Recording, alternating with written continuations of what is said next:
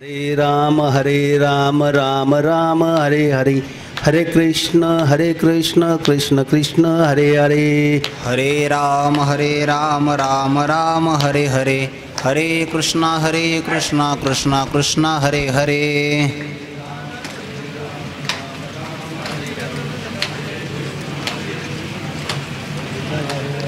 हरे राम राम राम हरे हरे, हरे कृष्ण कृष्ण कृष्ण हरे हरे। मागे म्हणाल मागे घ्या शंकर।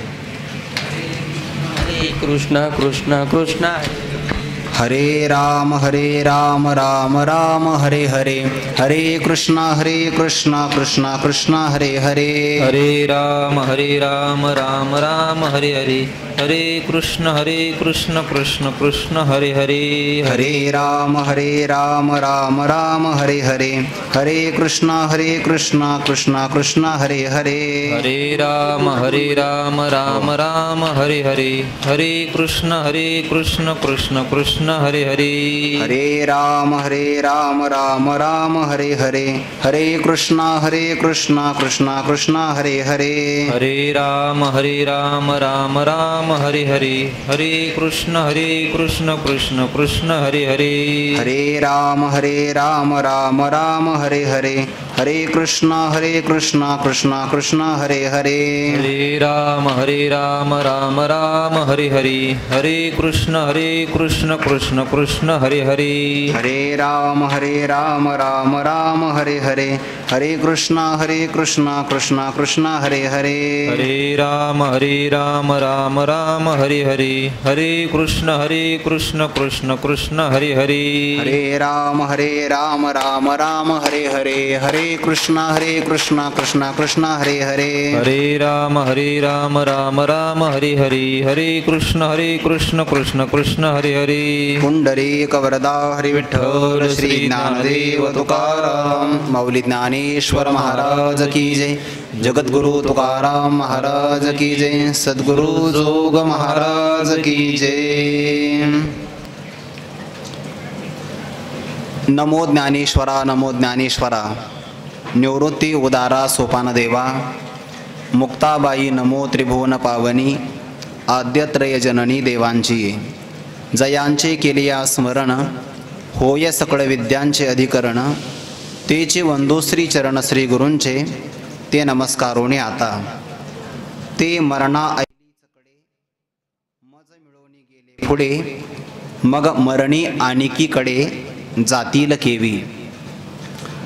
कर्पूर गौरम करुणावतारम, संसार सारम भुजगेंद्रहारम, सदा वसंतम हृदयारविंदे, भवम भवानी सहितम नमामि।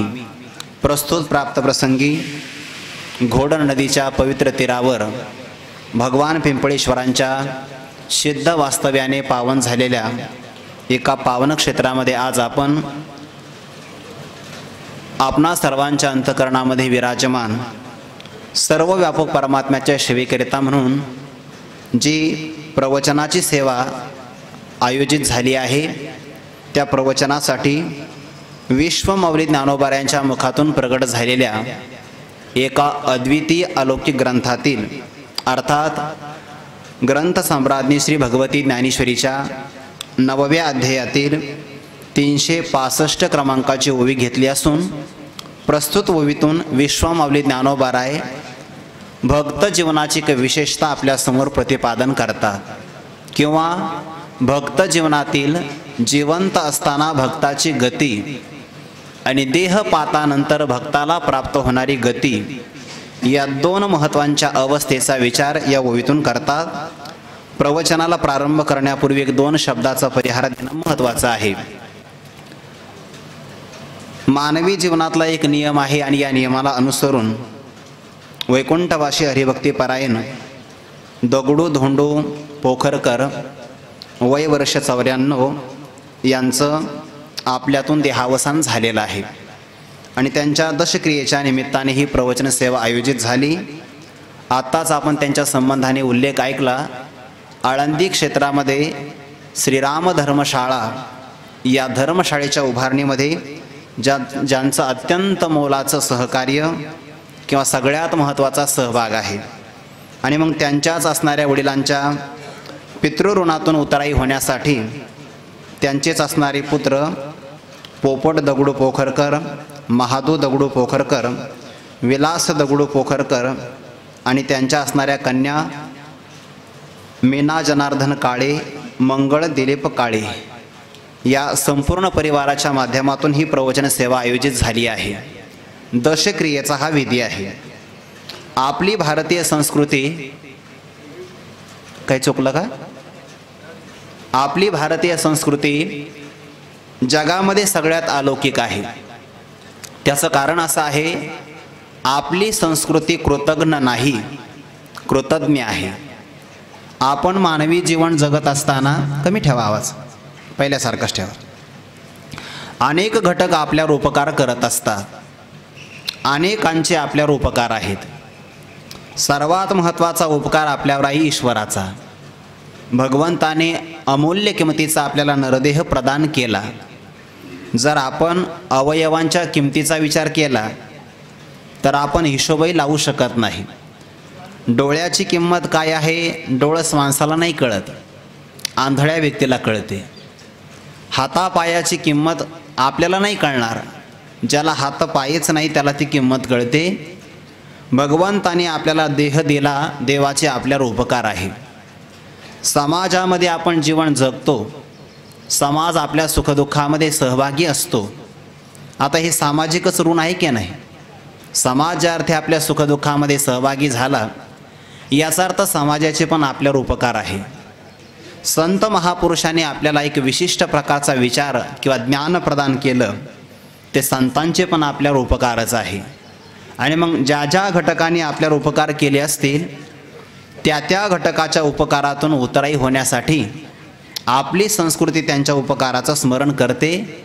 योगायोगाने येणाऱ्या 11 तारखेपासून भाद्रपद महिन्यातला वद्य पक्ष प्रारंभ होतो आहे. आणि वद्य पक्ष भाद्रपद महिन्यातला हा पितृपक्ष म्हणून ओळखला जातो. ह्या 15 दिवसामध्ये आपण पितरांचं स्मरण करत असतो. त्यांच्या नावाने पिंड तर्पण किंवा पिंडदान केलं जातं. विज्ञान काळातली माणसं असं म्हणतील की वर्षातून फक्त वडिलांना किंवा पितरांना आपण एकदा जीव घालतो आणि वर्षभर तर आपण त्यांना काही देत नाही. ही कशी काय संस्कृती आहे? हा फक्त तर्क आहे. या तर्काचं समाधान आपल्याला तर्काने देता येईल. विचार असा आहे, जरी आपल्याला वाटत असेल की आपण फक्त वर्षातून एकदा जीव घालतो, पण कालगणनेचा किंवा क्षेत्राचा जर विचार केला तर आपली कालगणना आणि पितर ज्या ठिकाणी राहतात त्याला पितृलोक असं म्हणतात, त्यांच्या कालगणनेचा विचार केला तर थोडासा फरक आहे. उदाहरण दिलं म्हणजे लक्षात येईल. आपल्या हातामध्ये घड्याळ असते. जेव्हा घड्याळीचा सेकंद काटा 60 घरं फिरतो, तेव्हा मिनिट काटा फक्त 1 पाऊल पुढे चालतो. बरोबर आहे ना? किंवा जेव्हा मिनिट काटा 60 घरं पूर्ण करतो, तेव्हा तास काटा 12 पासून 1 पर्यंत, 1 पासून 2 पर्यंत अशी 1-1 पाऊल पुढे टाकतो. सेकंद काट्याचं 1 आवर्तन पूर्ण होणं म्हणजे मिनिट काट्याचं 1 पाऊल असतं. मिनिट काट्याचं संपूर्ण 1 आवर्तन पूर्ण होणं तास काट्याचं 1 पाऊल पुढे टाकणं असतं. तसं आपलं 1 वर्ष पूर्ण होणं म्हणजे पितर लोकांचा 1 दिवस पूर्ण होण्यासारखं आहे. म्हणून भाद्रपद महिन्यामध्ये आपण जेव्हा पितरांच्या निमित्ताने श्राद्ध करतो, तो उतराई होण्याचा प्रकार आहे. म्हणून तर आपली संस्कृती ही कृतज्ञ नाही, कृतज्ञ आहे. ज्यांनी ज्यांनी आपल्यावर उपकार केले त्या सगळ्यांचा आपण कृतम जानाति इति कृतज्ञः, जो केलेल्या उपकाराला जाणतो त्याला कृतज्ञ असं म्हणतात. आणि त्यातून उतराई होण्यासाठी मग आपल्याकडे दशक्रिया, 13वा विधी, गृहस्थ असेल तर 13वा विधी असतो, ब्रह्मचारी व्यक्ती असेल तर 14वा विधी केला जातो. असे विधी करण्याचे प्रकार आहे. संन्यासी महात्मा असेल तर त्याचा षोडश विधी केला जातो. हे आपल्याकडे प्रकार आहे. मासिक श्राद्धही केलं जातं वर्षभर. त्यानंतर वर्षातलं 1 वर्ष श्राद्ध केलं जातं. वर्ष पूर्ण होत नाही तोपर्यंत प्रत्येक महिन्याला त्या तिथीला एक विशिष्ट प्रकारचं मासिक श्राद्ध केलं जातं वर्षापर्यंत. 1 वर्ष पूर्ण झालं की मग 6 महिन्याचं 1 केलं जातं. पुन्हा वर्षाचं शेवटी दुसऱ्या वर्षाचं केलं जातं आणि त्यानंतर मात्र प्रत्येक वार्षिक पुण्यस्मरण करण्याचा आपल्याकडे विधी आहे. अशी भारतीय आपली संस्कृती. एक जाता जाता उदाहरण सांगतो, लक्षात येईल. जिवंत असताना तर उपकाराचं स्मरण आहेच, पण देह पातानंतरही आपली संस्कृती स्मरण करते. इतिहासामध्ये मी जात नाही, त्या राजाचं मला नाव घेण्याची इच्छा नाही, कारण हे व्यासपीठ काही कोणाचं इतर आधार्मिक राजाचं नामस्मरण करण्याचं हे काही व्यासपीठ नाही आणि करूही नाही. तो विधी असा आहे की एका राजाने राज्य केलं भारत देशावर. त्याच्या मुलानेच आपल्या वडिलांना तुरुंगात डांबलं जिवंत असताना, राज्य हडप केलं. वडील आपले कोणत्या अवस्थेमध्ये राहतात हे पाहण्याकरता जेव्हा तो मुलगा गेला, आता तो राजा झालेला होता आणि पूर्वीचा राजा तुरुंगामध्ये खितपत पडलेला आहे. जो पूर्वीचा राजा तुरुंगामध्ये अवस्था भोगतो आहे त्याला पाणी पिण्याकरता मातीचं मडकं आहे, भोजन करण्याकरता झाडाचे सुकलेले पानं त्यांची केलेली पत्रावळी आहे. पण तुरुंगातला राजा समाधानी आहे. त्याचं समाधान पाहिलं आणि त्याच्या क्रूर मुलाने त्या पाण्याच्या असणाऱ्या मडक्यावर लत्ता प्रहार लाथ मारली आणि पाणी ढकलून दिलं. तेव्हा त्या राजाच्या डोळ्यातून अश्रू आले आणि त्याने एक वाक्य काढलं, किती क्रूर आहे म्हणे तू, जिवंतपणी सुद्धा बापाला पाणी देत नाही. अरे हिंदू संस्कृती एवढी पुण्यवान आहे, जिवंत असताना पाणी पाजेल यात नवल काय आहे. मृत्यूच्या पश्चात सुद्धा श्राद्ध, तर्पण, वार्षिक पुण्यस्मरण, दशक्रिया, 13वा विधी केला जातो. याचा अर्थ गौरवास्पद असणारी संस्कृती आपली आहे. म्हणून आपल्याकडे हे सगळे उपकाराचे स्मरणाचे कार्यक्रम केले जातात आणि त्यातलाच एक विधी आपण आज करत आहोत, त्याला दशक्रिया विधी असं म्हणतात, जो 10व्या दिवसानंतर केला जातो. आता हे दशक्रिया विधी करण्याचं काय कारण आहे. वैकुंठवासी प्रातस्मरणीय दगडू बाबा आपल्यातून निघून गेले आहे, अर्थात त्यांचा आपल्याला वियोग झालेला आहे. आणि मग तुळशीदास रामायणामध्ये तुळशीदासांनी असं म्हटलं आहे की जगात सज्जनही दुःखच देतात, दुर्जनही दुःखच देतात, पण फरक असा आहे दुर्जनाच्या संयोगात दुःख असतं. दुर्जन भेटला तर दुःख आहे आणि सज्जनाच्या वियोगात दुःख असतं. जो व्यक्ती सज्जन आहे त्याच्या जाण्यात दुःख आहे, दोघंही दुःखच देतात, पण एकाच्या येण्यात दुःख आहे आणि सज्जनाच्या मात्र जाण्यात दुःख आहे. आळंदीसारख्या क्षेत्रामध्ये जे प्रलय कालातही नाश न पावणारं क्षेत्र आहे. वर्णन करतात आळंदीचं, कळीकाळ कोपलिया कोपे न चले त्यापी अलंकापुरीशी. कळीकार जरी कोपला तर अलंकापुरीवर त्याचं काही चालत नाही. जगात 2च क्षेत्र असे आहे की जे प्रलय काळामध्ये सुद्धा तग धरून राहतात. एक आहे पंढरपूर, असे सुदर्शनावरी म्हणून अविनाश पंढरी. सुदर्शन चक्रावर स्थापना आहे पंढरी क्षेत्राची आणि म्हणून पंढरी क्षेत्रसुद्धा अविनाशी आहे. जसं पंढरी क्षेत्र अविनाशी आहे तसं दुसरं अलंकापूर म्हणजे आळंदीसुद्धा अविनाशी क्षेत्र आहे. आणि अशा आळंदी क्षेत्रामध्ये आपल्याला परमार्थ करता यावा, सर्व भाविकांची चांगल्या प्रकारे व्यवस्था व्हावी, अशी ज्यांची दूरदृष्टी आणि त्या दूरदृष्टीतून ज्यांनी या धर्मशाळेची स्थापना किंवा जागा वगैरे घेऊन सगळं कार्य प्रारंभ केलं, म्हणून तर आपण त्यांच्या त्या उपकाराचं स्मरण आज करत आहोत. आणि हा दशक्रियेचा विधी आहे. अर्थात आपण आस्तिक मंडळी असल्यामुळे वेदशास्त्र प्रमाण श्रुतीचं वचन मानणारे आपण असल्यामुळे मग दशक्रियेच्या विधीला कोणता कार्यक्रम करायचा, प्रवचन असेल किंवा कीर्तन असेल, हे विधी आपल्याकडे केले जातात. आणि त्या प्रवचनासाठीच आपण विश्वमाऊली ज्ञानोबा यांच्या मुखातून की जे सत्यवादाच्या तपातून प्रगट झालेला ग्रंथ ज्ञानेश्वरी आहे, त्या ज्ञानेश्वरीतील 9व्या अध्यायातील आपण 365 क्रमांकाची ओवी घेतलेली आहे. माझा विषय चालू असा होता की जगात सज्जनही दुःखच देतात, दुर्जनही दुःखच देतात. फरक फक्त एवढा आहे, दुर्जनाच्या संयोगात दुःख आहे म्हणजे भेटण्यात दुःख आहे, दुर्जन भेटला की दुःख, सज्जनाच्या वियोगात दुःख आहे. सज्जन निघून गेला तर आपला दुःख होतं. प्रभू रामचंद्रांनी लक्ष्मणजींना उपदेश करत असताना जीवनातली 4 प्रकारची सूत्र सांगितली, फार महत्त्वाची आहे. जेवढी लक्षात ठेवता येईल तेवढी ठेवण्याचा प्रयत्न करा. अगोदर सूत्र सांगतो, नंतर त्या श्लोकाचा भाव आपल्या समोर ठेवतो आहे. त्यातल्या एका सूत्राचं मला आज चिंतन करायचं आहे. खरं तर त्या 4 सूत्रापैकी 2 सूत्र आपल्याला उपयोगी आहे आता सध्याला. प्रभू रामचंद्र असं म्हणतात, जी माणसं काही ना काही साठवतात, जेही आपण साठवलं त्याचा शेवट नाशात आहे. साठवण्याचा शेवट नाशात आहे. जी माणसं वरती चढतात ती कधी ना कधी खाली पडणार आहे. वरती चढणं त्याचा शेवट पतन आहे. चढण्याचा शेवट पतन, साठवण्याचा शेवट नाश आहे. ज्यांचा संयोग झाला त्या संयोगाचा वियोगात नाश आहे. आणि जी माणसं जिवंत राहतात मरण्यात त्यांचा शेवट आहे. 4 सूत्र. साठवलं की त्याचा नाश होणार, वरती चढला की खाली उतरणार. मग तो 5 वर्ष चढो किंवा 10 वर्ष, पदावर गेला तर कधी ना कधी खाली येणारच. ज्यांचा संयोग होतो त्यांचा वियोगात शेवट ठरलेलाच आहे. आणि जो व्यक्ती श्वास घेतो जिवंत असतो त्याचा मरणात शेवट ठरलेला आहे. 4 सूत्रे जीवनातले उदाहरण देतो आणि पुढे जातो. श्लोकातला भाव असा आहे, सर्वे क्षयांता निचयाः पतनांताही समुच्छ्रयाः संयोगा विप्रयोगांता मरणांतम च जीवितम. उदाहरण देतो, साठवलं की त्याचा नाश कसा होतो. हजारो असणाऱ्या फुलातून मकरंद कंदाचा निवड करणारा भ्रमर आहे किंवा मधमाशी आहे. हजारो फुलातून ती मध गोळा करते, खात नाही, कंठात साठवते, पोटात जाऊ देत नाही.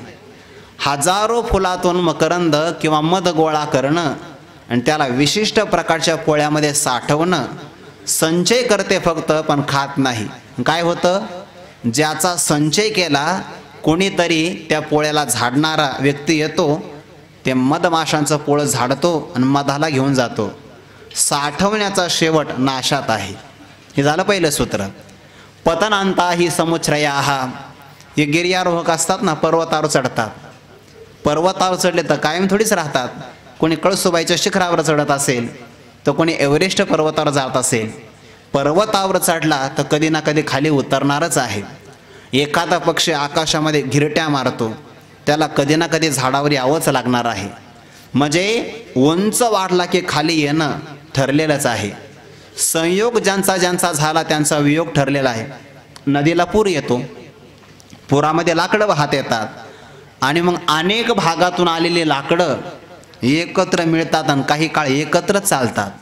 पण भोवऱ्यात सापडले किंवा खडकावर आदळले तर सगळी लाकडं आपापल्या मार्गाने निघून जातात. ज्यांचा संयोग झाला त्यांचा कधी ना कधी वियोगाचा आहे. आता आपलंच उदाहरण घ्या ना, प्रवचनाकरता आपला सगळ्याचा संयोग आहे. प्रवचनाची समाप्ती झाली की वियोग ठरलेला आहे. 3रं सूत्र आहे. आणि 4थं सूत्र मरणांतम च जीवितम. प्रभू रामचंद्र लक्ष्मणजींना ही 4 प्रकारचे सूत्र सांगतात योग वासिष्ठामध्ये, रामायणामध्ये, की जो व्यक्ती जिवंत आहे त्याचा कधी ना कधी मरणामध्ये अंत होणार आहे. म्हणजे मरण हे ठरलेलं आहे. जगामध्ये निश्चित असणारी गोष्ट काय असेल ना तर ते मरण आहे. अंततो गतवा त्रिवार सत्य आहे. एखादा मुलगा लहान वयामध्ये शिकेल का न शिकेल सांगता येत नाही. तो शिकल्यानंतर एखाद्या व्यावसायिक होईल का नोकरी करेल सांगता येत नाही निश्चित. पण जन्माला आलेला व्यक्ती मरेल का न मरेल असं नाही म्हणता येत, मरेलच हे ठरलेलं आहे. मग आता जर मरण ठरलेलं आहे तर मरण ही गोष्ट घाबरण्यासाठी आहे का मरण ही गोष्ट वाईट आहे. शास्त्रकारातून जर आपण विचार केला तर मृत्यू ज्याचा झाला ते मृत्यू कशाला म्हणतात ते पहिल्यांदा समजून घेऊ. म्हणजे ते वाईट आहे की चांगलं हे नंतर ठरवता येईल आपल्याला. खरं तर आपल्याला 3 देह असतात. जो तुमचा आणि माझा आपल्याला एकमेकाला देह दिसतो, डोळ्यांना दिसतो, त्याला स्थूल देह म्हणतात. याच्या आतमध्ये आहे सूक्ष्म देह जो डोळ्यांना दिसत नाही. स्थूल आणि सूक्ष्म देहाचा जो कारण त्याला म्हणतात कारण देह. आता उदाहरण देतो म्हणजे पुढे सोपं करून सांगता येईल. स्थूल देह सर्वांना दिसतो, सूक्ष्म देह सर्वांना दिसत नाही, एक्सरेमध्ये पण दिसत नाही. मग सूक्ष्म देह केव्हा मानायचा, जेव्हा आपण गाढ झोपलेलो असतो बघा. म्हणजे दिवसभर आपण प्रामाणिकपणाने कष्ट केले, अंगातून घामाच्या धारा वाहू लागल्या. शेतकऱ्यांना काही वेगळं सांगायची गरज नाही. गाढ झोप लागते फक्त शेतकऱ्याला, बाकी कोणाला लागत नाही, किंवा वारकऱ्याला. ज्ञानोबांच्या पालखी सोहळ्यामध्ये आपण चाललो तर माणूस ढेकळात जरी झोपला तरी मग सुखे मी निजवलोगा शून्य सारूनी तेथे असं तो म्हणतो. गाढ झोप लागणं हे सुद्धा आरोग्याचं उत्तम लक्षण आहे. अखंड झोप लागली पाहिजे. आता चांगलं आहे का, जेव्हा आपण झोपतो संस्कार असेल तर आपल्याला स्वप्न पडतं. स्वप्नामध्ये मनुष्य चालतो, चांगलं उत्तर द्या. स्वप्नात चालणारा व्यक्ती या पायाने चालतो का? जर या पायाने चालला असता तर ज्या खोलीत झोपला त्या खोलीतून तो गल्लीत आला असता. पण ज्या अर्थी येत नाही याचा अर्थ स्वप्नात तो या पायाने चालत नाही. स्वप्नात चालत नाही का? स्वप्नात चालण्याचा व्यवहार होतो. स्वप्नात जो व्यवहार चालण्याचा होतो तिथं जो देह असतो त्याला सूक्ष्मदेह म्हणतात. म्हणजे आपल्याला सूक्ष्मदेह पण आहे, स्थूलदेह पण आहे आणि त्याचं कारण असणारा कारणदेह गाढ झोपेत असतो. त्यालाच अज्ञान किंवा कारणदेह म्हणतात. सुषुप्ती अवस्थेमध्ये तो अनुभवाला येतो. आता जन्म आणि मरण कशाला म्हणतात ते चांगलं आहे का? मला ही प्रक्रिया सांगण्याचा विस्तार त्याचा हाच एक कारण आहे. आपल्याला 3 प्रकारचे देह, एक कारणदेह, दुसरा डोळ्यांना न दिसणारा सूक्ष्मदेह आणि तिसरा असणारा स्थूल देह. मला 2 देहाचा आता विचार करायचा आहे. थोडं चांगलं बघा. स्थूल देह या देहात राहत असतो.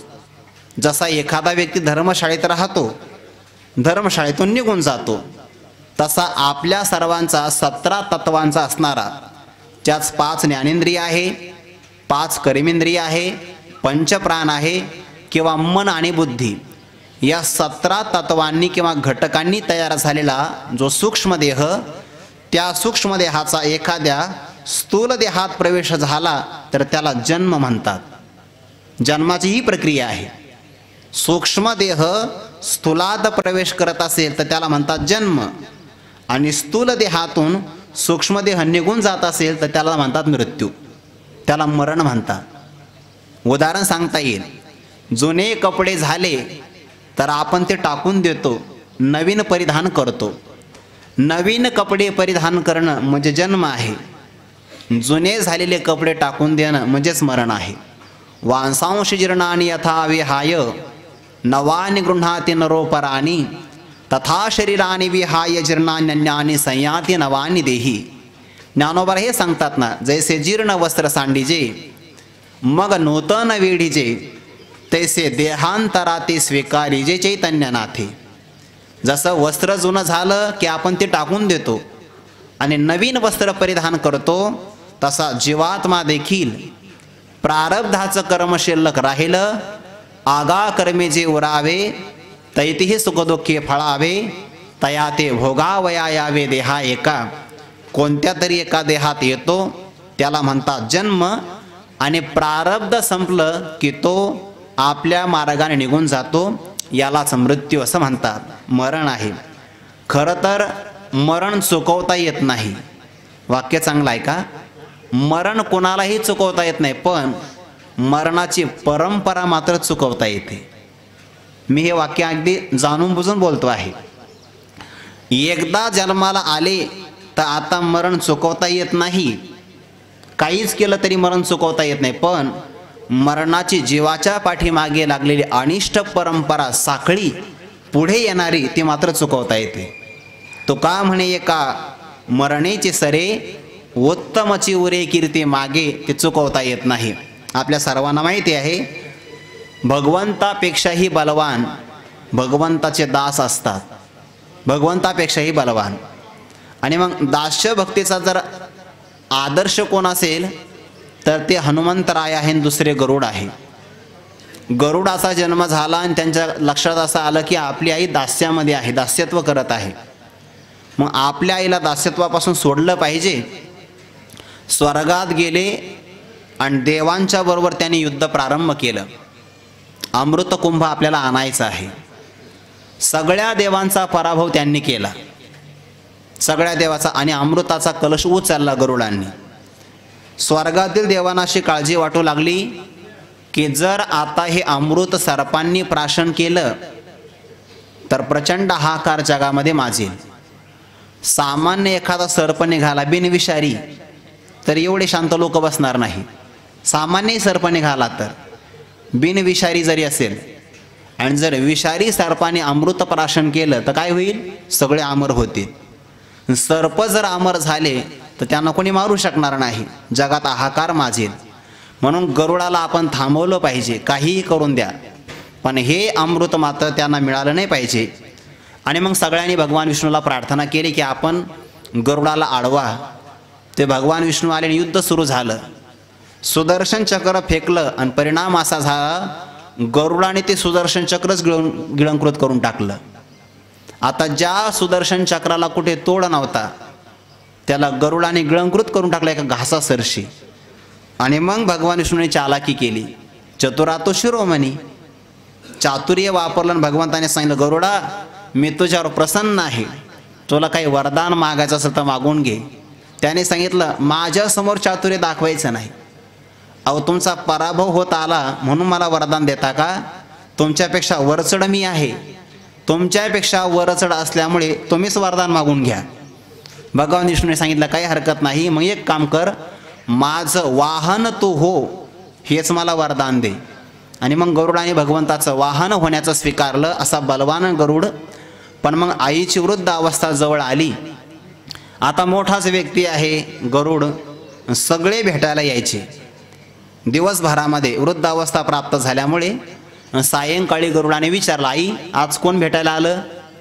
म्हणे आज हा व्यक्ती भेटायला आला. बरं, काही विशेष नाही. एके दिवशी साक्षात यमराजच भेटायला आले गरुडाच्या आईला. आणि मग गरुडाने सायंकाळी विचारलं आई आज कोण आलं? म्हणे दिवसभरात कोणीच आलं नाही, पण एकच व्यक्ती आला भेटायला, जो रेड्यावर बसलेला होता, ज्याच्याकडे पाहिल्यानंतर भीती वाटत होते, ज्याच्या हातामध्ये यमदंड होता, असा एकच व्यक्ती मला भेटण्याकरता आला. वर्णन सांगितल्यानंतर गरुडाच्या लक्षात आलं की हा यमराज आहे. ज्या अर्थी आपली आई इथं आहे हे यमाला कळालं, म्हणजे हा घेऊन जाण्याकरताच आलेला आहे. नाही त्या यमासे करुणा, बाहेर काढिता कुडी प्राणा, ओढाळ सापडे जैसे धन्या, चोर यातना धरी जेतो. यमाला करुणा नाही म्हणे आणि तो प्राण घेऊन जाण्यासाठी आलेला आहे. गरुडाने विचार केला यमाने जरी आपल्या आईचा शोध घेतला तरी यमाला पुन्हा शोध घेता येणार नाही, अशा जागी आपण आपल्या आईला घेऊन जाऊ. आणि मग गरुडाने आपल्या आईला आपल्या पाठीवर बसवलं. 7 समुद्राच्या पलीकडे एका दुर्गम असणाऱ्या गुहेत आपल्या आईला ठेवलं गरुडाने. आणि त्याला असं वाटलं गरुडाला की आता आपल्या आईला कोणत्याही प्रकारची भीती नाही. दुसऱ्या दिवशी सकाळी पाहिलं तर गरुड जाण्याच्या अगोदरच यमराज तिथं हजर आहे, जाण्याच्या अगोदरच. आणि थोड्या वेळाने पाहिलं तर गुहेमध्ये आपली आई तर निघून गेली आहे. गरुडाने यमराजाला विचारलं की काल तुम्ही आमच्या आईच्या भेटीसाठी आला होतात तर तेव्हा तुम्ही हसले का? त्याचं मला कारण सांगा. यमराजाने सांगितलं जेव्हा मी तुझ्या मातेच्या भेटीला आलो तेव्हा तुझ्या मातेच्या कपाळावर मृत्यू लिहिलेला होता. ते ठिकाण हे होतं 7 समुद्राच्या पलीकडचं. आणि भेटीला मी जेव्हा आलो तेव्हा तुझी आई 7 समुद्राच्या त्या बाजूला होती. मला आश्चर्य असं वाटलं की या आईचा मृत्यू त्या ठिकाणी आहे तर ही या ठिकाणी करते काय, म्हणून मला आश्चर्य वाटलं. पण खरं असं आहे ज्या व्यक्तीचा मृत्यू जिथं ठरलेला आहे, ज्या ठिकाणी होणार आहे, तो टाळता येत नाही. आईच्या रक्षणासाठी तू आईला इथं घेऊन आला आणि इथेच तुझ्या आईचा मृत्यू ठरलेला आहे. या सगळ्याचा भाव एकच सांगायचा आहे, मृत्यू चुकवता येत नाही. कधी कधी आपल्याला बातम्या बघायला भेटतात, प्रवासामध्ये आपण म्हणतो ना की गाडीमध्ये एअरबॅग असावी, म्हणजे मग प्रवासामध्ये धोका होत नाही, मनुष्य वाचण्याची शक्यता आहे. प्रयत्न केला तर काही हरकत नाही, होऊ शकतं. पण घटना कधी कधी अशा समोर येतात की अत्यंत महागड्या असणाऱ्या गाड्यासुद्धा त्याच्यात बसलेला व्यक्तीसुद्धा मृत्यूला प्राप्त होतो. आणि एखादा व्यक्ती ट्रकच्या चाकाखाली सापडतो तरी वाचतो. कारण ज्या व्यक्तीचा जिथं आलेला आहे ते चुकवता येत नाही. येथ नाही उरो आले अवतार, बाकीच्यांची काय कथा आहे. म्हणजे मृत्यू चुकवता येत नाही, पण मृत्यू जरी चुकवता आला नाही तर मृत्यूची अनिष्ट परंपरा मात्र चुकवता येते. कदाचित तुम्हाला असं वाटेल की तुमच्या वाक्यामध्ये विरोधाभास आहे. एकीकडे म्हणतात की मृत्यू चुकवता येत नाही, दुसरीकडे म्हणतात मृत्यूची परंपरा चुकवता येते. विरोधाभास जरी वाटत असेल तर तो विरोधाभास आहे, विरोध नाही आहे. कसा नाही आहे थोडंसं स्पष्टीकरण करून देतो म्हणजे लक्षात येईल. तुम्हाला आणि मला मानवी देह प्राप्त झाला, सगळ्यात दुर्लभ आहे, दुर्मिळ आहे. मला ती परंपरा कथन करायची म्हणून थोडासा विस्तार मी करतो आहे.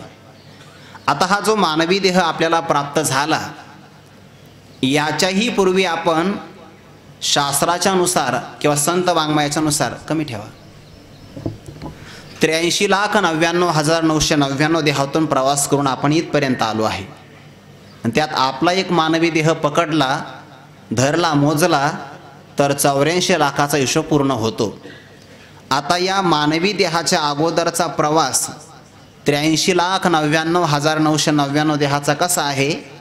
नामदेव महाराजांनी भक्तिविने जिने जळो लाजीरवाने संसार भोगणे दुःख रूप एक एक योनी कोटी कोटी फेरा मनुष्य देह वारा मग लागे या अभंगात विस्ताराने केला आहे.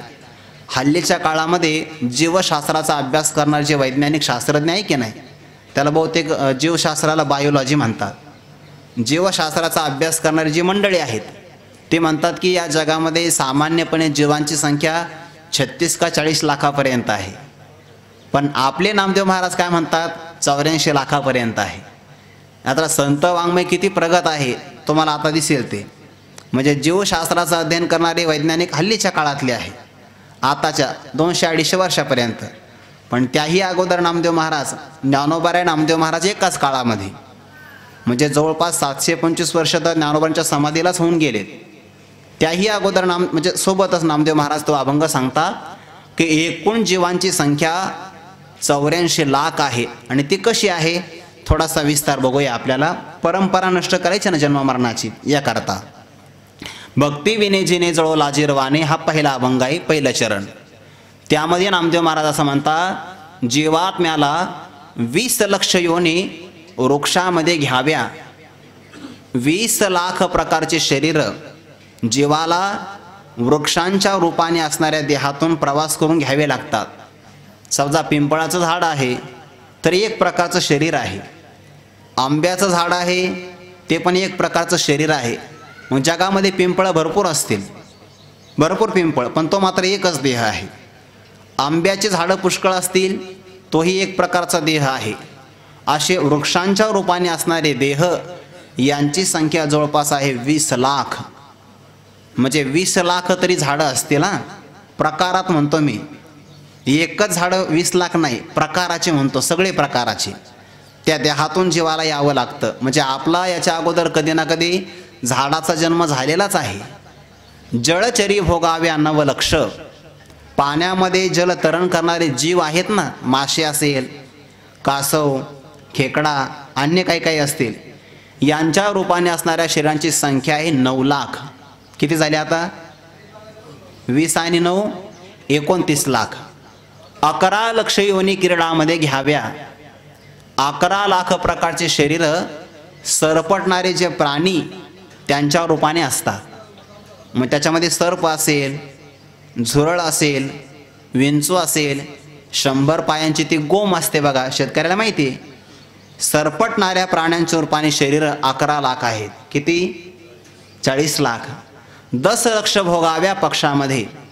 आणि आकाशामध्ये उड्डाण करणारे जे पक्षी त्यांच्या रूपाने असणारी शरीरांची संख्या आहे 10 लाख. झाले 50 लाख. पुढे सांगतात 30 लक्ष योनी पशूंची एक घरी. 30 लाख प्रकारचे शरीर पशूंच्या रूपाने आहेत. मग त्याच्यामध्ये अनेक प्रकारचे पशु घेऊ शकतो आपण. गाय, बैल, घोडा, हे अनेक प्रकारचे शरीर यांची संख्या जवळपास आहे 30 लाख. या रूपाने असणारे झाले आता 80 लाखापर्यंत. आणि पुढे मानवाभितरी 4 लक्ष. मानवांच्याच अंतर्गत येणारे आणखीन 4 लाख प्रकारचे देह. तो त्याच्यामध्ये मग स्वर्गातल्या देवाचा देह असेल, गंधर्वादिकांचा देह असेल, यांची संख्या आहे जवळपास 4 लाख. आणि हे सगळे 84 लाखातला प्रवास झाल्यानंतर नामा म्हणे तेव्हा नरदेह या नरा. सगळ्या शेवटी नरदेहाची प्राप्ती होते. त्या नरदेहामध्ये स्त्री आणि पुरुष असे 2 प्रकार आहेत. म्हणजे ज्या अर्थी तुम्हाला आणि मला नरदेह प्राप्त झाला याचा सरळ सरळ अर्थ असा होतो की याच्याही अगोदर आपण सगळ्यांनी या 84 लाखाचा प्रवास उरकविलेला आहे आणि तो प्रवास आपल्याला या जन्मामध्ये समाप्त करता येतो. नेमकं असं आहे, ज्याचं जे स्वरूप असतं त्याची त्याकडे वाटचाल असते. उदाहरण दिल्यानंतर लक्षात येईल. समुद्राच्या पाण्याचं बाष्पीभवन होतं, त्याचं रूपांतर ढगात होतं. ढगातून ते पाणी नदीमध्ये पडतं. नदीत आलेल्या पाण्याचा उगम झाला होता समुद्राजवळ मूळचा, आणि म्हणून त्याची धाव समुद्राकडे आहे. म्हणजे जिथे मनुष्याची उत्पत्ती किंवा जिच्याचं स्वरूप असतं त्या व्यक्तीची धावपळ तिकडं असते. जीवसुद्धा परमात्म्याचा अंशच आहे. भगवान म्हणतात ममेव अंशो जीवलोके जीवभूत सनातनः. जीव हा माझा अंश आहे आणि म्हणून जीवाची सुद्धा वाटचाल परमात्म्याकडेच आहे. जेव्हा जीवात्म्याला परमात्मा स्वरूप प्राप्त होतं तेव्हा त्याच्या पाठीमागची सगळी असणारी अनिष्ट परंपरा ही समाप्त होते. उदाहरण दिलं म्हणजे हे लक्षात येईल आपल्याला. समुद्राला एकदा गंगा मिळाली की आता तिला धाव नाही. मंदिरावर कलश स्थापन झाला की आता मंदिरावर बांधकाम करण्याचं कारण नाही. सोन्याचं शुद्धीकरण करत असताना 16वा कस लागला की आता सोन्याला शुद्ध करण्याचं काही कारण नाही. तसं जीवात्म्याला जर परमात्म्याची प्राप्ती झाली तर त्याला 84 लाख देहाचा प्रवास करण्याची गरज नाही.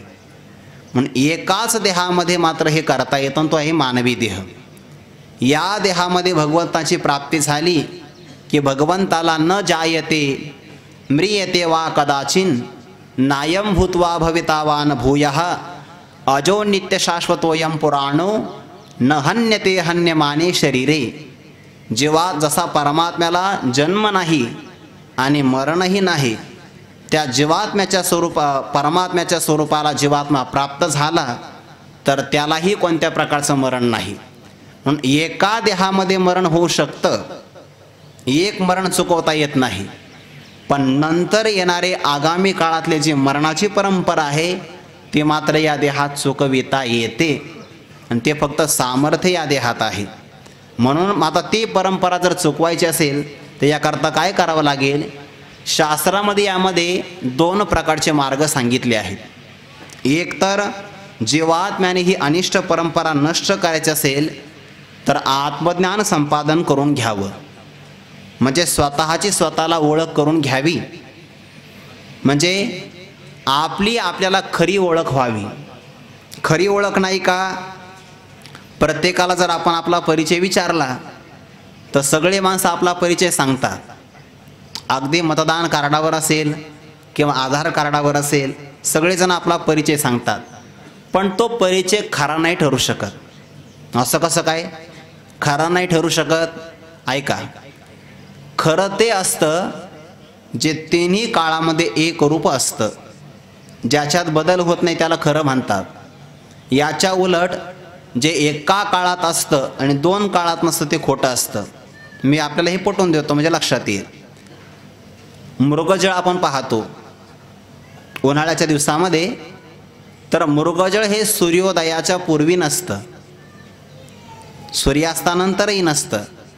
भर दुपारी 12 वाजता सूर्यकिरणांचा बरड जमिनीशी संयोग झाला तर तेव्हा मृगजळ निर्माण होतं. ज्ञानोबा म्हणतात मृगजळाची का तळी ती दिठी दुरुनी निहाळी वाचोनी तेने पाणी साळी इकडी लावीशी काही. साळी आणि किळी याला जास्त पाणी लागतं. एखाद्या शेतकऱ्याने विचार केला की पाणी आता कमी झालं उन्हाळ्यामध्ये आणि नेमकं उन्हाळ्यामध्येच मृगजळ दिसतंय, आपण मृगजळाला पाईपलाईन करू आणि शेतामध्ये लावू, चालेल का? मृगजळ दिसण्यापुरतं आहे का खरं आहे? दिसण्यापुरतंच आहे, खरं नाही का? त्याचं कारण ते फक्त एका काळात आहे, सूर्योदयाच्याही अगोदर नाही, सूर्यास्तानंतर नाही, फक्त एका काळात आहे. तसा आपला जो परिचय आहे ना सध्याला, जसं की ज्ञानेश्वर कुऱ्हाडे हा परिचय आहे, हा परिचय फक्त जिवंत असेपर्यंत आहे, जन्माच्या अगोदर नव्हता. मृत्यूच्या अगोदरही हा परिचय राहणार नाही. याचा अर्थ 2 काळात नाही, एका काळात असतो. जो एका काळात असतो 2 काळात नसतो तो खोटा असतो, जसं की मृगजळ आहे. मग आपण नेमके कोण आहोत? देह संबंधाने आपला परिचय खरा परिचय नाही आहे. देहापेक्षा आपण वेगळे आहोत हा आपला परिचय आहे. उदाहरण दिलं म्हणजे लक्षात येईल. एखाद्या मनुष्याचा पाय दुखू लागला किंवा पाय मोडला तर तो काय म्हणतो, अहो माझा पाय मोडला. का तो असं म्हणतो मी मोडला? असं नाही म्हणत. आता ज्या पदार्थाला आपण माझे म्हणतो तो पदार्थ आपल्यापेक्षा वेगळा असतो. ज्या अर्थी तो म्हणतो माझा पाय मोडला म्हणजे पायापेक्षा मी वेगळा आहे.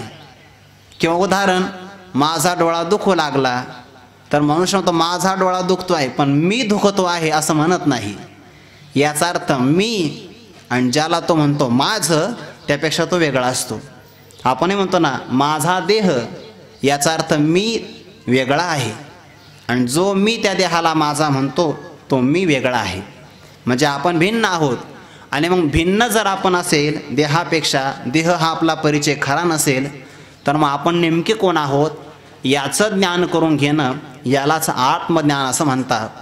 आणि या आत्मज्ञानाने एकदा परमात्म स्वरूपाला आपण जाणून घेतलं तर आपल्याला कोणत्याही प्रकारची अनिष्ट परंपरा भोगावी लागत नाही. एक शेवटचं मरण आहे, या देहात ते होईल. पण एकदा हा देह पडला आणि आत्मज्ञान जर करून घेतलं तर मग त्याला पुन्हा जन्माला यावं लागत नाही. देह पडला की त्याची अनिष्ट परंपरा सगळी संपून जाते. म्हणून आत्मज्ञान करून घेणं ते सुद्धा शास्त्रीय मार्गाने, तर तोही मरणाची परंपरा नष्ट करण्याचा एक उपाय आहे. आणि मग आत्मज्ञान करून घेणं थोडंसं कठीण आहे. त्याहीपेक्षा सुगम उपाय आहे जो सर्वाधिकार सेव्य आहे त्याला भक्ती असं म्हणतात. आणि परमात्म्याची आपण भक्ती संपादन केली की आपल्याला ही अनिष्ट परंपरा संपविता येते. मग त्यामध्ये भक्ती नेमकी करायची कोणाची? जो समर्थ परमात्मा असेल त्याचीच आपण भक्ती केली पाहिजे. या अनुषंगाने भगवंताने 8व्या अध्यायामध्ये आणि 9व्या अध्यायामध्ये थोडासा त्या मृत्यूचा विचार सांगितला आहे. सामान्य पुरुषालाही मरण येतं, ज्ञानी पुरुषालाही मरणच येतं. म्हणजे देह पडतो आणि भक्ताचाही देह पडतो. म्हणजे मृत्यू जर तिघाचाही होणार असेल तर त्यात फरक काय आहे? बराचसा फरक आहे. सामान्य पुरुषाला जेव्हा मृत्यू अवस्था प्राप्त होते तेव्हा त्याला गती मिळते, त्या वासनेनुसार मिळते. ज्ञानी पुरुषाला आगामी काळात कोणती गती मिळत नाही, त्याची परंपरा नष्ट होऊन जाते. आणि भक्ताच्या बाबतीमध्ये विचार केला तर भक्ताची अनिष्ट परंपरा परमात्मा नष्ट करतो. सामान्य पुरुषाने आयुष्यभर जे कर्म केलेलं असतं त्या कर्माचं चित्र डोळ्यासमोर त्याच्यावर उभं राहतं. ज्ञानोबा ज्ञानेश्वरीमध्ये फार गोड उदाहरण देतात. उदाहरण दिलं म्हणजे हा भाव आपल्या लक्षात येईल. अगोदर उदाहरण सांगतो नंतर ओवी सांगतो. ज्ञानोबा म्हणतात, एखाद्या व्यक्तीच्या पाठीमागे काही ना काही भय लागलं आणि तो काकुळतीनं धावतो आहे. इतक्या वेगाने धावतो आहे की पवनाच्या गतीनं धावतो आहे. मागे काहीतरी वाघ लागला म्हणून तो पाहतो पाठीमागे आणि पळतो पुढे. पळता पळता अकस्मात एका विहिरीमध्ये तो पडतो आहे. आता विहिरीमध्ये एका पावलाने नाही पडला, तो दोन्ही पावलाने पडतो आहे. आणि त्याच्या लक्षात असं आलं, काकस्पर्श झाला, लक्षात असं आलं की आता आपण विहिरीत पडतो आहे. थोडं चांगलं ऐका. ज्ञानोबा म्हणतात त्याच्या लक्षात आलं की विहिरीत आपण पडतोय, पण त्याने ठरवलं आता मला विहिरीत पडायचं नाही. आता त्याने कितीही ठरवलं विहिरीत पडायचं नाही तर त्याला पडावंच लागतं. उदाहरण ऐका. जैसा कवन एक काकुळती पळता पवन गती दू पावली अवचिती कुहा माझी पडी येला. आता तया पडनया आरवते पडन चुकवावया परवते नाही म्हणून तेथे पडावेची पडे. कारण दोन्ही पावलाने तो विहिरीत ढकलला गेला. लक्षात आलं की आता आपल्याला पडायचं नाही, पण पडावंच लागणार. तसं सामान्य पुरुषाला मरणाच्या प्रसंगाला वासना राहिली तर त्या वासनेनुसार त्याला जन्म घ्यावाच लागणार. आता त्याला ते चुकवता येत नाही. तेवी मृत्यूची अवसरे एके जे येऊन जीवासमोर ठाके ते होणे मग न चुके भलतया परी. सामान्य मरण वासनेच्या अनुसार जीवाला होत असतं. सामान्य पुरुषही पडला की त्यालाही मरावंच लागतं. त्यानंतर ज्ञानी पुरुषाला मात्र या गती अधोगतीचा विचार नाही. ज्ञानी पुरुषाला आत्मज्ञान एकदा झालं की त्याच्या सगळ्या अनिष्ट परंपरा संपून जातात. ज्ञानी पुरुषाला देहाच्या संबंधाने मी देह आहे ही भावनाच नसते. त्याचा देह कुठं पडला तर त्याचं त्याला स्मरण नाही. ज्ञानोबा उदाहरण देतात, सर्प असतो की नाही, सर्पाच्या अंगामध्ये विष असतं आणि ते विष त्याला क्षणोक्षणाला जाळतं. जाळल्यामुळे त्याच्या अंगावर कात तयार होते. विषाचा परिणाम त्वचेवर होतो आणि त्याची त्वचा जळाल्यामुळे कात तयार होते. जोपर्यंत कात टाकत नाही तोपर्यंत त्याची गती मंद असते आणि एकदा त्यांनी कात टाकली की जणू काही अंगाला तेल लावलेला पहिलवान चमकावा असं तो चमकतो बघा. हे शास्त्र आहे त्या पाठीमागचं. आणि मग एकदा आपण आपली कात टाकली की माझ्या अंगावरची त्वचा कुठे आहे, कोणत्या काटेरी झुडपामध्ये अडकली असेल याचा तो सर्प विचार करत नाही. तसं ज्ञानी महात्म्याला एकदा परमात्मा स्वरूप प्राप्त झालं की मग माझा देह कुठं पडला याचा तो विचार करत नाही. सांडोनी अंगीची खोळी सरपरी गालिया पाताळी, ते त्वचा कोण सांभाळी तैसे झाले. सामान्य पुरुषाची वासना राहिली की त्याला जन्म घ्यावा लागतो. ज्ञानी पुरुषाची वासनाच नाही, कुंटली या धावा तृष्णेची या, म्हणून त्यालाही जन्म नाही. आणि तिसरा प्रकार आहे भक्ताचा. भक्ताची अनिष्ट परंपरा नष्ट करण्याचं सामर्थ्य परमात्म्याकडे आहे. आता त्या भक्तीमध्ये पण प्रकार या श्लोकाच्या अनुषंगाने 9व्या अध्यायामध्ये तो विचार आला की भक्त 3-4 प्रकारचे आहेत. काही सामान्य देवांची भक्ती करतात, काही पितरांची भक्ती करतात, काही असणारे जे कनिष्ठ क्षुद्र देवता त्यांची भक्ती करतात आणि काही जण उत्तम परमात्म्याची भक्ती करतात. आता यातला प्रकार आहे यांती देवव्रता देवान पितृन यांती पितृव्रता भूतानी यांती भूतेच्या यांती मध्या जिनोपिमाम.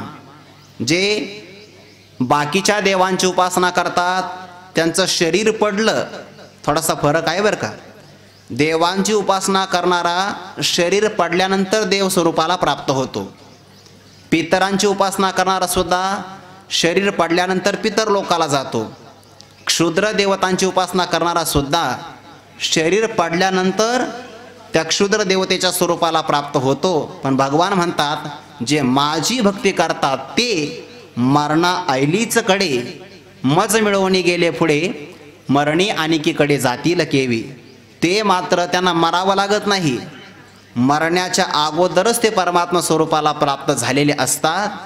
आणि मग आता मरणाच्या अगोदरच जे भगवंताला मिळाले ते देहपातानंतर अन्य कोणत्या गतीला जाणार आहे, अर्थात ते अनिष्ट गतीला जात नाही, ते भगवत स्वरूपाला प्राप्त होतात. आणि अशी झाली की जीवनाची इति कर्तव्यता होते. त्या निमित्तानेच आपण अशा प्रकारच्या कार्यक्रमाचं आयोजन करत असतो. ज्ञानोबरायांच्या ओळीचं चिंतन करून झालेली सेवा वैकुंठवासी हरिभक्तीपरायण दगडू धोंडू पोखरकर यांच्या चरणारविंदी अर्पण करतो.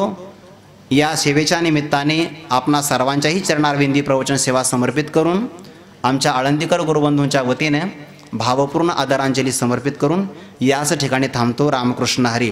पुंडलिक वरदा हरी विठ्ठल श्री ज्ञानदेव तुकाराम माऊली ज्ञानेश्वर महाराज की जय. जगद्गुरु तुकाराम महाराज की जय. सद्गुरु जोग महाराज की जय. विठ्ठल विठ्ठल विठ्ठल विठ्ठल विठ्ठल विठ्ठल. पुंडलिक वरदा हरी विठ्ठल श्री ज्ञानदेव तुकाराम माऊली ज्ञानेश्वर महाराज की जय. रामकृष्ण. आत्ताच या ठिकाणी ज्यांनी प्रवचनरूपी सेवा समर्पित केलेली आहे त्या हरिभक्तपरायण ज्ञानेश्वर माऊली कोराडे, ज्ञानेश्वरी कंठस्थ भूषण आणि जोग महाराज वारकरी शिक्षण संस्थेचे माजी विद्यार्थी. मी या ठिकाणी महाराजांचा थोडासा या ठिकाणी उल्लेख या ठिकाणी करून देतो आहोत की जोग महाराज वारकरी शिक्षण संस्था जी आळंदी या ठिकाणी आहे, ह्या संस्थेमध्ये महाराजांचं शिक्षण झालं आणि संपूर्ण जी ज्ञानेश्वरी आहे दादाभाऊ शेठ यांची संपूर्ण ज्ञानेश्वरी पाठ आहे. असे एक महाराज या ठिकाणी आम्ही विनंती केली की आपण एका महान महात्म्याच्या प्रवचनासाठी आपण यावं. आपण आलात. आपलं या ठिकाणी पोखरकर परिवाराच्या वतीनं आणि आमच्या श्रीराम धर्मशाळेच्या सर्व सहकाऱ्यांच्या वतीनं आणि शोकाकुल परिवाराच्या वतीनं आपलं या ठिकाणी मी ऋण व्यक्त करतो. त्यांचा सन्मान हरिभक्तपरायण जनार्दन विठ्ठल काळे यांना मी या ठिकाणी विनंती करतो की आपण महाराजांचा या ठिकाणी शालो श्रीफळ देऊन या ठिकाणी सन्मान करायचा आहे. काकस्पर्श या ठिकाणी झालेला आहे. हे फक्त 2-3च या ठिकाणी श्रद्धांजली होतील. या ठिकाणी प्राथमिक स्वरूपामध्ये हरिभक्तपरायण दादाभाऊ शेठ पोखरकर यांना मी या ठिकाणी विनंती करतो की आपण या ठिकाणी आपल्या थोडक्यात भावना या ठिकाणी व्यक्त कराव्यात. त्याचप्रमाणे महाराजांना या ठिकाणी पारनेर या ठिकाणी त्यांचा काल्याचा कार्यक्रम आहे, त्या ठिकाणी त्यांना जायचं आहे. तरी मी आदरणीय अंशुगणाजी पोखरकर आज या ठिकाणी वैकुंठवासी हरिभक्तपरायण दगडूधोंडू पोखरकर यांच्या दाव्याच्या निमित्तानं उपस्थित असणारे सर्व संत सज्जन, माता भगिनी आणि सर्व पै पाहुणे, या बाबांचं वय तसं 94 वर्षाचं आणि हे बाबा आमच्या वडिलांचे सख्खे मावस भाऊ, त्यामुळे या कुटुंबाशी आमचा अतिशय जवळचा संबंध. आणि 1 महिन्यापूर्वीच पोपटनी त्यांना डॉक्टरांकडे नेलं. डॉक्टरांनी सांगितलं की या बाबांना अशा पद्धतीचा आजार झालेला आहे. त्यांनी भरपूर प्रयत्न केले, परंतु त्या प्रयत्नांना यश आलं नाही आणि बाबांना ये लोकीची यात्रा संपवावी लागली. आणि काकस्पर्शही झालेला आहे, वेळही भरपूर झालेला आहे आणि ज्यांची ज्ञानेश्वरी संपूर्ण मुखोद्गत आहे असे ज्ञानेश्वर माऊली कोराडे यांनी त्यांच्या दाव्याच्या निमित्तानं प्रवचन केलेलं आहे. असो, पुन्हा एकदा आमच्या पोखरकर कुटुंबियांच्या वतीनं, आमच्या खडकी ग्रामस्थांच्या वतीने, सर्व संस्थांच्या वतीनं या बाबांना आदरांजली अर्पण करतो आणि याच ठिकाणी थांबतो. रामकृष्ण हरी. यानंतर भगवानराव वाघ यांना मी विनंती करेल की आपण थोडक्यात भावना आपण या ठिकाणी आपल्या व्यक्त कराव्यात.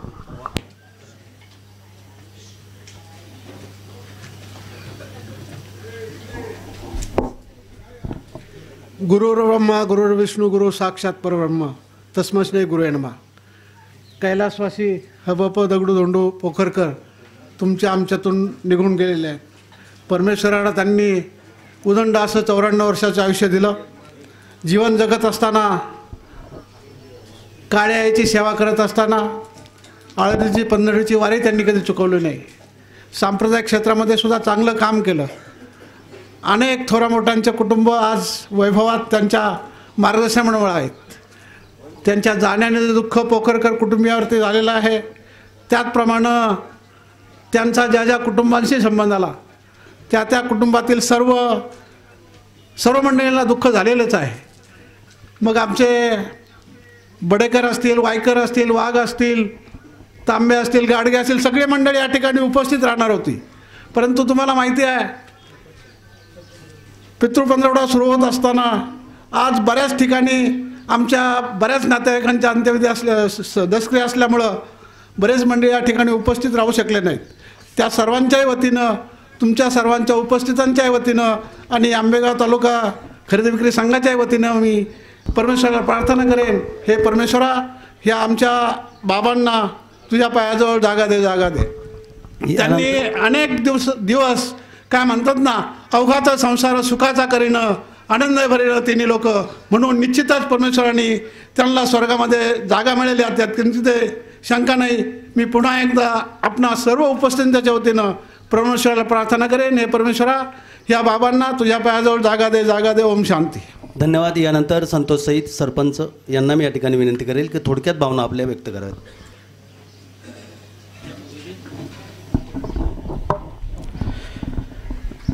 दुःखित अंतकरण जमलेले पोखरकर कुटुंबाचे नातेवाईक, आप्तेष्ट, राजकीय, शैक्षणिक, धार्मिक, आध्यात्मिक, कला, क्रीडा या क्षेत्रातील मान्यवर, उपस्थित माता, पिता, बंधू, भगिनी, आज आपण वैकुंठवासी हरिभक्तपरायण दगडूधोंडू पोखरकर ह्या मामांना अखेरचा निरोप देण्यासाठी आला आहात. हरिभक्तपरायण कुराडे महाराजांनी सुंदर असं प्रवचन आपल्या केलं आहे. हे मामांनी आयुष्यावर आपल्या काळ्याची सेवा करून आपलं कुटुंब असन, आपलं गाव असन, हे पूर्ण नेण्याचं काम केलं. मग ह्या मामाला 3 मुलं, 2 मुली, पोपटशेट असतील, माथुटे असतील, विलशेट असेल, मंगलवहिनी असतील, दुसरी भगिनी आमची मीनाबाई काळे असेल, असा एक मोठा परिवार. मग त्यांचे भाव असतील, पुतणे असतील. ह्या गावच्या जडणघडणीमध्ये ह्या पोखर कुटुंबाचा एक सिंहाचा वाटा राहिलेला आहे. मग पोपटशेट असतील, हे गावचं गाव कारभारी म्हणून ह्या गावच्या विकासामध्ये त्यांचं मोलाचं योगदान असं आहे. मी आपणा सर्व उपस्थित माता पिता बंधू भगिनींच्या वतीनं, माझ्या सहित परिवाराच्या वतीनं, यांचे जावई दिलीप शेठ यांच्या वतीनं, आंबेगाव तालुक्याचे भागीदाते वळसेवाडे साहेब यांच्या वतीनं भावपूर्ण अशी आदरांजली समर्पित करतो. रामकृष्ण हरी. यानंतर डॉक्टर खिलारी आपल्या थोडक्यात भावना या ठिकाणी व्यक्त करतील.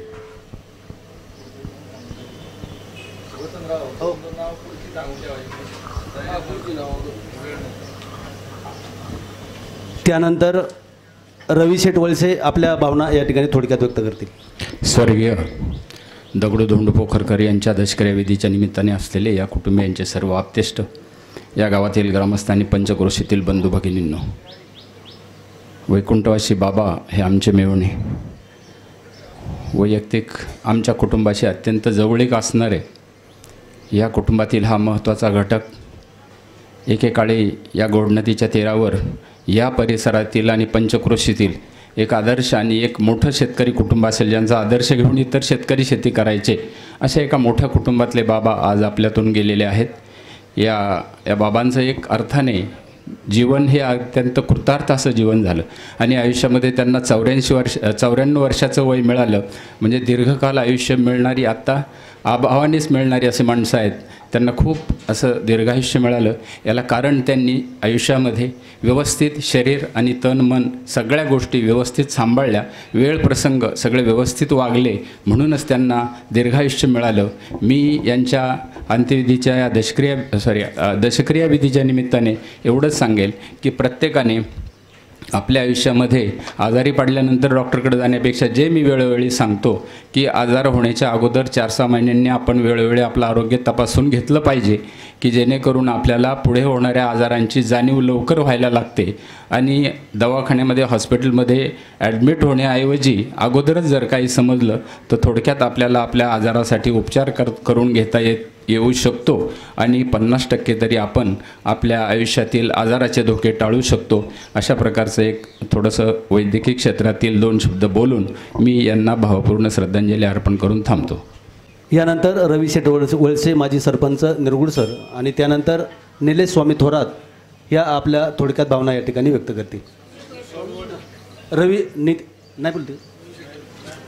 त्यानंतर निलेश स्वामी थोरात आपल्या भावना व्यक्त करतील.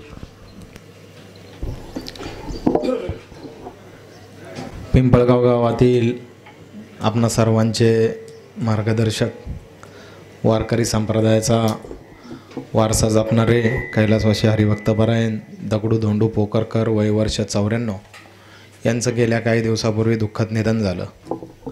स्वभावाने अतिशय शांत, काळ्या आईची सेवा करणारे आणि खऱ्या अर्थाने आळंदी पंढरीचे वारकरी म्हणून या संपूर्ण परिसरामध्ये ओळख असणारे हे बाबा आपल्यातून निघून गेल्याने कुटुंबियांनाच नव्हे तर येथे उपस्थित असलेल्या सर्वांना अतिशय दुःख झालेलं आहे. परंतु आले देवाजीच्या मनात येथे कोणाचे चालेना, या उक्तीप्रमाणे जन्माला आलेला प्रत्येक माणूस जात असतो. जन्म आणि मृत्यू यामधील अंतर म्हणजे जीवन. हे जीवन जगत असताना ह्या बाबांनी कुटुंबासाठी, समाजासाठी काय योगदान दिलं याची चर्चा या निमित्ताने या ठिकाणी होत असते. ह्या बाबांनी आयुष्यभर काळ्या आईची सेवा केली आणि काळ्या आईची सेवा करत असताना या परिसरामध्ये अतिशय प्रामाणिकपणे, सचोटीने काम करून आपल्या कुटुंबाचा नावलौकिक करण्याचा प्रयत्न केला.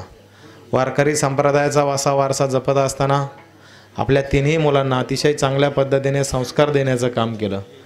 या परिसरातील एक मोठं कुटुंब म्हणून या कुटुंबाची असलेली या संपूर्ण तालुक्यातली ओळख आणि मग बाबांचे 3ही चिरंजीव, पोपटदादा असेल, विलासदादा असेल किंवा माधूदादा असेल, यांनी वेगवेगळ्या क्षेत्रामध्ये केलेलं काम हे निश्चितपणे कौतुकास्पद आहे.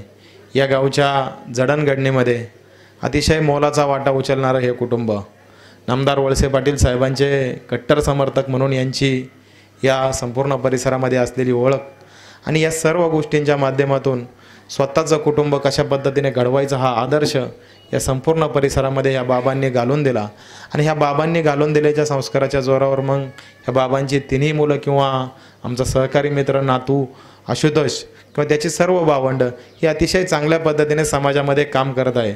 शेती क्षेत्रात, उद्योग क्षेत्रात किंवा वैद्यकीय क्षेत्रामध्ये अतिशय चांगल्या पद्धतीचं काम करून या कुटुंबाने आपला वेगळा ठसा उमटवण्याचं काम या संपूर्ण परिसरामध्ये केलेलं आहे. आणि निश्चितपणे याचं सर्व श्रेय हे या बाबांनी केलेले संस्कार, बाबांनी केलेलं मार्गदर्शन, त्यामुळेच या सर्व गोष्टी शक्य झालेल्या आहेत. आणि मग असे हे बाबा आज या कुटुंबातून गेल्यानंतर निश्चितपणे या संपूर्ण कुटुंबाला, नातेवाईकांना दुःख होणं साहजिक आहे.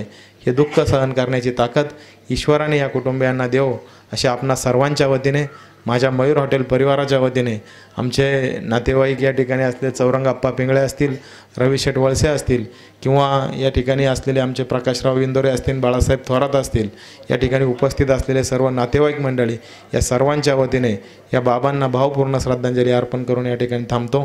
ओम शांती, ओम शांती. यानंतर सुरेशभाऊ भोर जागर संघटनेचे अध्यक्ष आपण या ठिकाणी आलात, आपणही थोडक्यात भावना या ठिकाणी व्यक्त कराव्यात.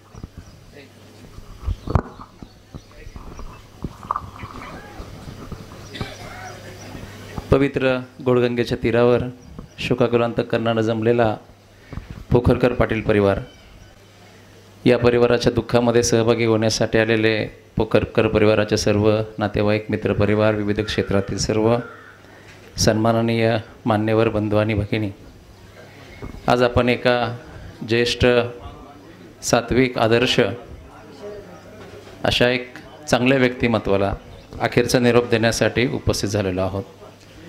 या गावातील एक जुनं जाणतं व्यक्तिमत्व आदरणीय दगडूदादा धोंडूजी पोखरकर हे तुमच्या आमच्यातून गेलेले आहेत.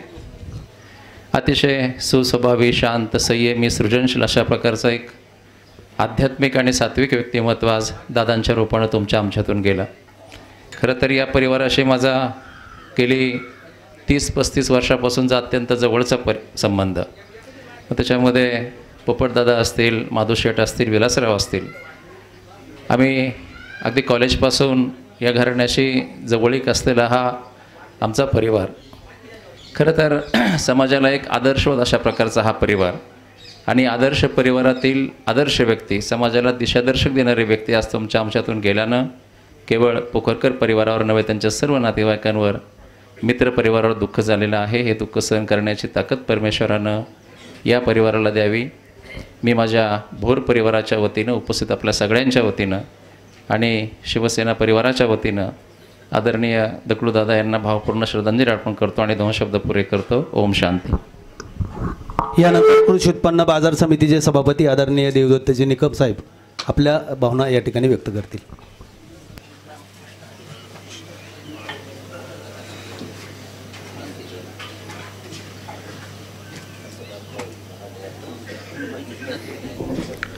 आज आपण सर्वजण आपल्या गावामधील एक कृषी क्षेत्रात आणि धार्मिक क्षेत्रात ज्यांनी खूप मोलाचं असं योगदान दिलं ते हरिभक्तपरायण दगडू धोंडू पोखरकर यांचा पिंडदान विधी आपणा सर्वांच्या प्रमुख उपस्थितीमध्ये संपन्न होत असताना ज्यांची अतिशय चांगल्या प्रकारची प्रवचनरूपी सेवा समर्पित झाली ते आळंदीतील वारकरी शिक्षण संस्थेचे, जोग महाराज शिक्षण संस्थेचे प्रमुख ज्ञानेश्वर माऊली कुऱ्हाडे, शोकाकुल बंधू आणि भगिनींनो, जवळपास वयाची 100 वर्षाचं आयुष्य त्यांना लाभलं आणि प्रकृती ज्यावेळी उत्तम प्रकारची साथ देत असते त्यावेळी खऱ्या अर्थानं कुटुंबामध्ये त्या व्यक्तीचं असणारं चांगल्या प्रकारचं वागणं, समाजामध्ये असणारं वागणं आणि सांप्रदायिक क्षेत्रामध्ये केलेलं उत्तुंग काम याच्या माध्यमातून अनेकांचा दुवा, आशीर्वाद हे अदृश्य स्वरूपामध्ये लाभत असतात आणि खऱ्या अर्थाने एवढं मोठं आयुष्य त्यांना लाभत असतं. बाबांना एवढं आयुष्य लाभत असताना शेतीत हा प्रमुख व्यवसायच, परंतु त्याचबरोबर पिंपळगावसारख्या गावामध्ये जी काही जुनी मंडळी होऊन गेली त्यांनी हे गाव विकासाच्या दृष्टीनं पुढे नेण्यामध्ये जो काही हातभार लावला त्याच्यामध्ये बाबांचं देखील योगदान खूप मोलाचं राहिलं. मग कोणी देवस्थान ट्रस्टमध्ये चांगल्या प्रकारचं काम केलं. या गावची दूध संस्था, श्रीराम दूध संस्था, आज अनेक तरुण पिढी त्याच्यामध्ये चांगल्या प्रकारचं काम करते. परंतु त्या कालखंडामध्ये आम्ही देखील लहान होतो. 78-79च्या सालामध्ये 76पासून तुमची संस्था कधी स्थापन झाली मला माहीत नाही माता शेठ, परंतु मला आठवतं आहे की आमच्या गावातून लोक दूध घालायला इथे यायची. मग त्या काळामध्ये देखील इथली चांगली कारभारी मंडळी होती आणि मला वाटतं त्यांनी देखील दगडूदादांनी काही काळ ग्रामपंचायतमध्ये देखील उपसरपंच म्हणून त्यांनी काम केलं की शिक्षण किती याच्यापेक्षा गावाला समाजाला दिशा देण्यामध्ये त्यांचं नेतृत्व देखील या गावामध्ये घडलं. आपण सांप्रदायिक क्षेत्रातील माणसं आणि पिंपळगावामधील मग पंढरपूरमध्ये देखील सांप्रदायिक क्षेत्रात तुम्ही मोठं काम केलं. आळंदीला देखील आपली पिंपळगावकरांची धर्मशाळा आहे ती देखील उभी करण्यामध्ये दादांचं योगदान हे खूप मोलाचं त्या ठिकाणी राहिलं. आणि नंतरच्या पिढीमध्ये त्यांची असणारी 3 मुलं मग पोपटराव आहेत, त्यानंतर विलासराव आहेत, महादू शेठ आहेत, 2 कन्या, एक काळे परिवारामध्ये एक सईद परिवारामध्ये, यांचा देखील असणारा नातेसंबंध वागणं हे आपण सर्वांनी जवळून पाहिलं. पोपटराव मी गेल्या अनेक वर्षांपासून पाहतोय की एक हाडाचा शेतकरी म्हणून पोपटरावचा मला जवळून चांगल्या प्रकारचा अनुभव आहे की शेती तर आपण सर्वजण करतो, परंतु बारकावे शेतीमध्ये मग फ्लावरचं उत्पादन असेल, कांद्याचं असेल, बटाट्याचं असेल, ऊसाचं असेल, हे सर्व घेता असताना स्वतः सगळा माल ट्रॅक्टरमध्ये टाकायचा, स्वतः ड्रायव्हिंग करत त्या ठिकाणी यायचं. मार्केटमध्ये आल्यानंतर देखील आपल्या पिशव्याचं जे वकाल असेल त्याच्यावरती बसून विक्री होईपर्यंत राहणार आणि ज्या ज्या त्रुटी काय त्या ठिकाणी जाणवत असतील त्या स्पष्टपणे आम्हाला तोंडावरती बोलणारा एक हाडाचा शेतकरी म्हणून मी पोपटराव का अत्यंत जवळून त्या ठिकाणी पाहतोय. महादू शेठ देखील आमचे जवळचे मित्र, मंचरसारख्या शहरामध्ये देखील एक चांगल्या प्रकारचा व्यवसाय शेती करत असताना त्यांनी केला आहे. विलासराव देखील मुंबईकडे आपला स्वतःचा व्यवसाय अतिशय चांगल्या प्रकारे करत आहेत. सर्व क्षेत्रामध्ये हे कुटुंब अग्रेसर असताना एवढे मोठं आयुष्य लाभलेले बाबांचं जाणं हे निश्चित या कुटुंबाच्या नातलगाच्या दृष्टीनं एक वटवृक्ष हरपला असं मी या निमित्ताने म्हणेल. मी उपस्थित आपणा सर्वांच्या वतीनं, आपणा सर्वांचे आदरणीय नेते नामदार दिलीपरावजी वळसे पाटील साहेब यांच्या वतीनं भावपूर्ण आदरांजली व्यक्त करतो. ओम शांती. आज या ठिकाणी आपण वैकुंठवासी हरिभक्तपरायण दगडू धोंडू पोखरकर यांना अखेरचा निरोप देत आहोत. अशा या विधीच्या निमित्तानं सर्व सामाजिक, धार्मिक, आध्यात्मिक, कला, क्रीडा सर्व क्षेत्रातील मान्यवर ज्यांना या ठिकाणी भावना आपल्या व्यक्त करायच्या होत्या, परंतु वेळ या ठिकाणी कमी आहे. आपणा सर्वांच्या वतीनं, गावातील सर्व विविध संस्थांच्या वतीनं मी बाबांना या ठिकाणी भावपूर्ण श्रद्धांजली अर्पण करतो. आणि या ठिकाणी या कुटुंबाबाबत थोडंसं सांगायचं झालं तर या ठिकाणी श्रीराम आमची धर्मशाळा असेल, या धर्मशाळेला 1,11,000 रुपयाची देणगी यापूर्वीच बाबांनी या ठिकाणी दिलेली आहे. त्याचप्रमाणे वैकुंठवासी कुशाभाऊ गंगाराम पोखरकर यांनी देखील या ठिकाणी विविध या ठिकाणी विकास होत असतो. 1,00,000 रुपये त्या टायमाला देखील आमच्या रजिस्ट्रेशन संस्थेमध्ये त्यांनी देणगी त्या ठिकाणी ठेवलेली आहे आणि त्या देणगीमधून इयत्ता 10वी, इयत्ता 5वीमध्ये पहिले येणाऱ्या विद्यार्थ्यांना त्या ठिकाणी ती रक्कम व्याजातून दिली जाते.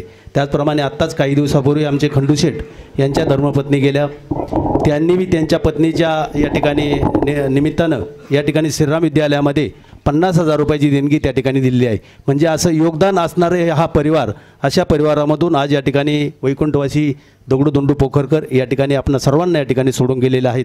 त्यांच्या कुटुंबाने देखील म्हणजेच महादू शेठ असतील, पोपट शेठ असतील, विलास शेठ असतील यांनी देखील गावातील सर्व मंदिरं आहेत त्या मंदिरांसाठी या ठिकाणी देणगी दिलेल्या आहेत.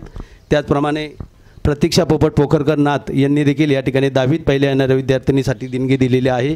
त्याचप्रमाणे पत्नी पल्लवी निलेश गांजाळे नाथ यांच्याकडून देखील श्रीराम धर्मशाळेसाठी देणगी आलेल्या आहेत. पुनश्च एकदा या ठिकाणी आपणा सर्वांचं मी या ठिकाणी पोखरकर परिवाराच्या वतीनं ऋण व्यक्त करतो. आणि या ठिकाणी आपणा सर्वांना विनंती आहे, अन्नदानाचा कार्यक्रम याच ठिकाणी आहे, आपण जेवण केल्याशिवाय कोणीही जाऊ नये आणि पसायदानासाठी आपण सर्वांनी जागेवरती उभं राहावं. पसायदानाने या ठिकाणी कार्यक्रमाची सांगता होईल.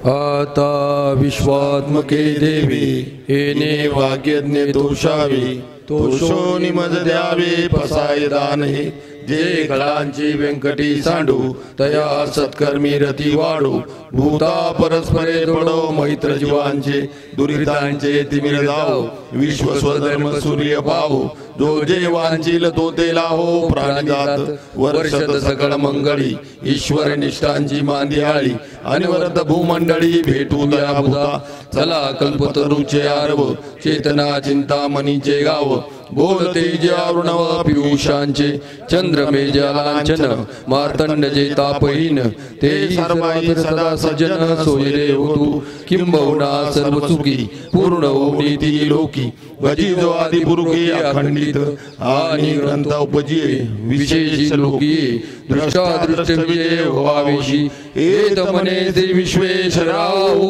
हा होईल दान पसाओ येणे वरे ज्ञान देवो सुखिया झाला येणे वरे ज्ञान देवो सुखिया झाला येणे वरे ज्ञान देवो सुखिया झाला हरि ओम शांती शांती शांती. पुन्हा एकदा सर्वांना विनंती आहे, या ठिकाणी अन्नदानाचा कार्यक्रम आहे, जेवण केल्याशिवाय आपण कोणीही जाऊ नये अशी सर्वांना या ठिकाणी विनंती आहे.